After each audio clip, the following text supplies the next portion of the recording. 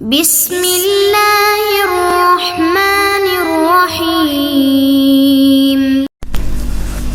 بسم اللہ الرحمن الرحیم الحمدللہ رب العالمین والصلاة والسلام علی سید الانبیاء والمرسلین وعلی آلہ وصحبہ اجمعین۔ السلام علیکم ورحمۃ اللہ وبرکاتہ۔ عزیز طلبہ، آج ہم المرقات کا سبق نمبر 27 پڑھیں گے اور ہمارے آج کے سبق کا عنوان ہے مقوم اور مقسم کے قواعد۔ آئیے پہلے ہم آج کے سبق کی عبارت اور اس کا ترجمہ سماعت کرتے ہیں۔ فصل: کل مقوم للعالی مقوم للسافل کالقابل للابعاد فإنه مقوم للجسم وهو مقوم للجسم النامی والحیوان والانسان، وكالنامی فإنه كما أنه مقوم للجسم النامی مقوم للحیوان ومقوم للإنسان أيضا، وكالحساس والمتحرك أنهما مقومان للحيوان كذلك مقومان للإنسان، وليس كل مقوم للسافل مقوما للعالي فإن الناطق مقوم للإنسان وليس مقوما للحيوان۔ فصل: کل فصل مقسم للسافل مقسم للعالی فإن الناطق كما يقسم الحيوان إلى الناطق وغير الناطق كذلك يقسم الجسم المطلق إليهما، وليس كل مقسم للعالی مقسما للسافل فإن الحساس مثلا يقسم الجسم النامی إلى الجسم النامی الحساس وإلى الجسم النامی الغير الحساس، وليس يقسم الحيوان إليهما فإن كل حيوان حساس ولا يوجد حيوان غير حساس۔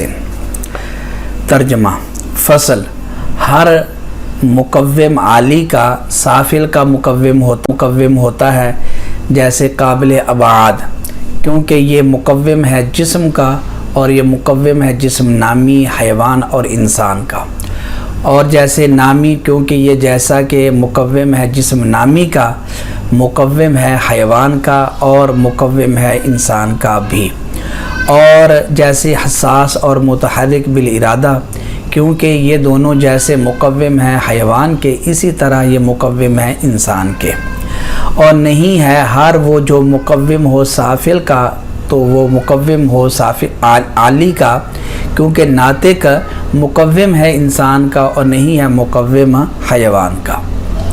فصل: ہر فصل مقسم سافل کی وہ مقسم ہوتی ہے عالی کی، کیونکہ ناطق جیسا کہ یہ تقسیم کرتا ہے حیوان کو ناطق اور غیر ناطق کی طرف، اسی طرح یہ تقسیم کرتا ہے جسم مطلق کی ان دو کی طرف، اور نہیں ہے ہر وہ جو مقسم ہو عالی کا مقسم ہو سافل کا، کیونکہ حساس مثلا یہ تقسیم کرتا ہے جسم نامی کی طرف جسم نامی حساس اور طرف جسم نامی غیر حساس کے، اور نہیں تقسیم کرتا حیوان کی ان دو کی طرف، کیونکہ ہر حیوان حساس ہوتا ہے اور کوئی حیوان غیر حساس نہیں پایا جاتا۔ سبق کی عبارت اور ترجمہ سماعت کرنے کے بعد آئیے اب ہم سبق کی وضاحت سمجھتے ہیں۔ اس کا ماقبل کے ساتھ ربط یہ ہے کہ پچھلے سبق کے اندر مصنف نے فصل کی جنس اور نوع کی طرف نسبت کے اعتبار سے تقسیم کی تھی کہ فصل دو حال سے خالی نہیں ہوگی، یا تو فصل کی نسبت نوع کی طرف ہوگی یا جنس کی طرف۔ اگر نوع کی طرف ہو تو اس کو فصل مقوم کہتے ہیں، اور اگر جنس کی طرف ہو تو اس کو فصل مقسم کہتے ہیں۔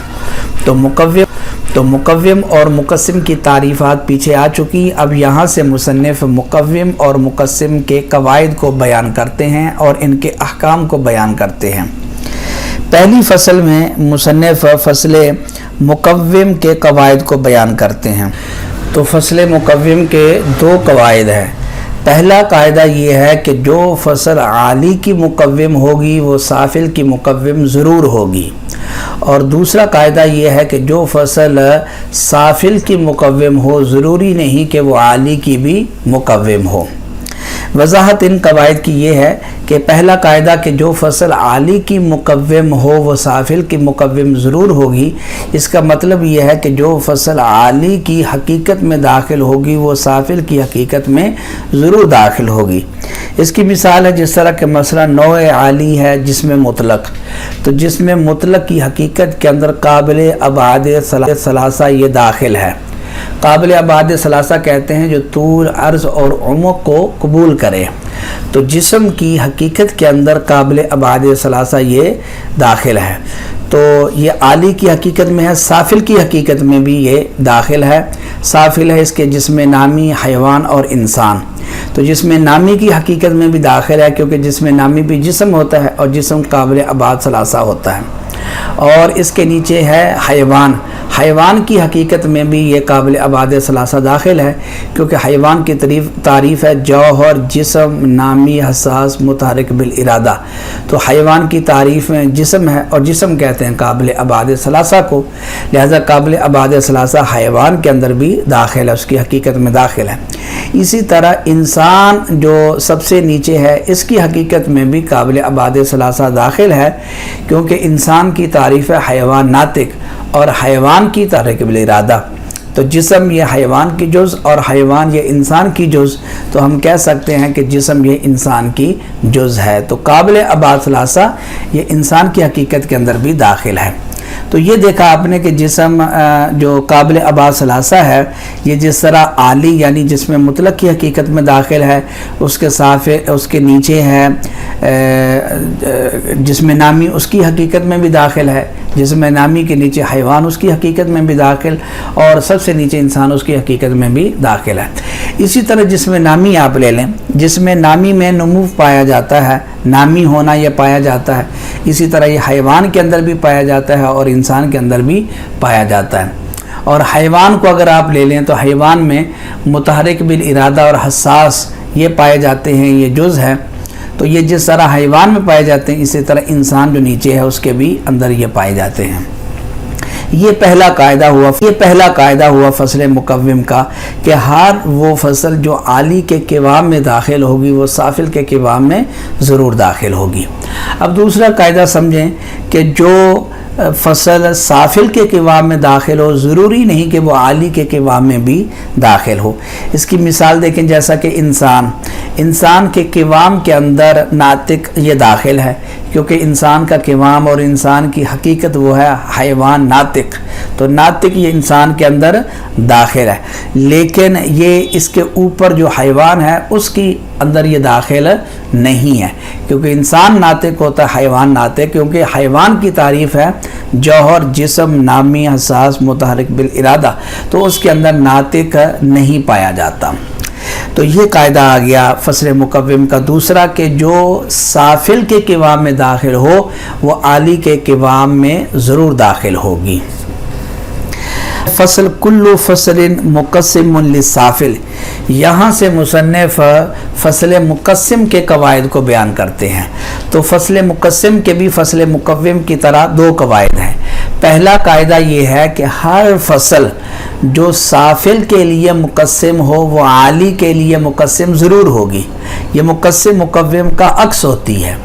یہاں یہ ہے کہ ہر وہ فصل جو مقسم کے لیے سافل کے لیے مقسم ہو وہ عالی کے لیے مقسم ضرور ہوگی، لیکن جو فصل عالی کے لیے مقسم ہو ضروری نہیں کہ وہ سافل کے لیے بھی مقسم ہو۔ اس کی مثال دیکھیں، جس طرح کہ مثلا حیوان ہے، حیوان تو ناطق یہ حیوان کی تقسیم کرتا ہے کہ حیوان دو طرح کا ہوتا ہے، حیوان ناطق اور غیر ناطق۔ تو یہ ناطق جن سے سافل یعنی کہ حیوان کے لیے یہ مقسم ہے تو یہ جس طرح سافل کے لیے مقسم ہے عالی کے لیے بھی مقسم ہے، یہ جسم نامی اور اسی طریقے سے جسم مطلق اور جوہر ان کی بھی تقسیم کر دیتا ہے کہ جس طرح حیوان کے یہ دو قسم بنا دیتا ہے، حیوان ناطق غیر ناطق، اسی طرح جسم ناطق اور غیر ناطق، جوہر ناطق اور غیر ناطق، عالی کے بھی یہ تقسیم کر دیتا ہے۔ اس لیے ہم ناطق کو کہیں گے کہ یہ جس طرح سافل کے لیے مقسم ہے عالی کے لیے بھی مقسم ہے۔ اب دوسرا قاعدہ کہ جو فصل عالی کے لیے مقسم ہو ضروری نہیں کہ وہ سافل کے لیے بھی مقسم ہو۔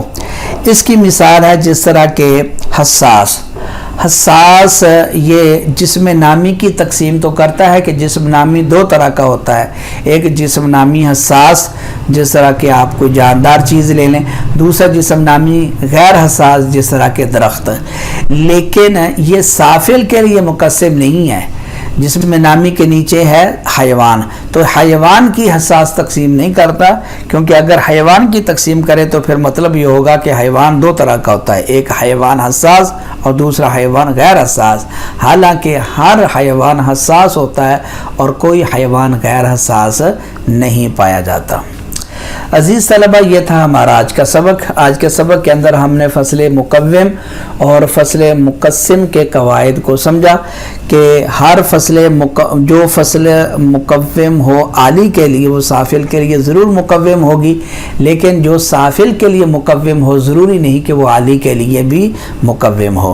اور فصل مقسم اس کے برعکس ہے، یعنی کہ جو فصل سافل کے لیے مقسم ہو وہ عالی کے لیے تو مقسم ضرور ہوگی، لیکن جو عالی کے لیے مقسم ہو ضروری نہیں کہ وہ سافل کے لیے بھی مقسم ہو۔